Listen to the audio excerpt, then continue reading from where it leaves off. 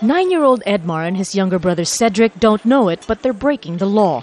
Neither of them can read nor write, but instead of going to school, they spend their days scavenging to earn a living. There are tens of thousands of others like them, needing to help their families survive despite primary education being mandatory in the Philippines. Not that being in a classroom would give them much of one. Concerned educators say a lack of investment has hurt standards.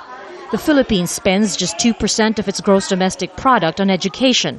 The World Bank recommended amount is 6%.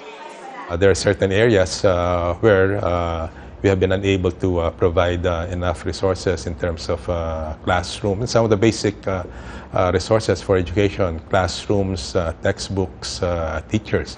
19 million students are enrolled in state-run schools this year, but 42% are expected to drop out before graduation. For now, these pupils are some of the fortunate ones. They have a classroom and even a teacher. Many classrooms end up empty even on a regular school day. The lack of teachers has meant that when one is absent, there usually isn't a substitute available. Now what that means for the students is they have to either get split up into other classrooms that now become overcrowded, or they just don't bother to come in at all. Louder, 6. It doesn't help that teachers are not just underpaid but badly managed.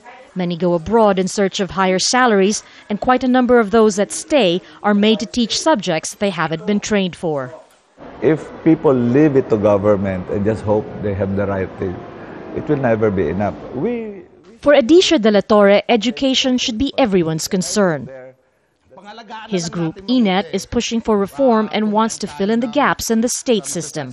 One of their projects is to conduct classes with flexible hours so that those that have to work or are marginalized can still get an education.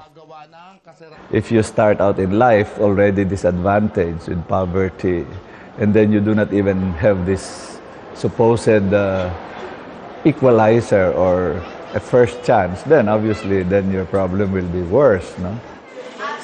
The Philippines spent just $138 on each of its school children in 2008. Only when that number rises and laws can be enforced will children like Edmar and Cedric be able to trade the scrapyard for the schoolyard. Marga, Ortigas, Jazeera, Manila.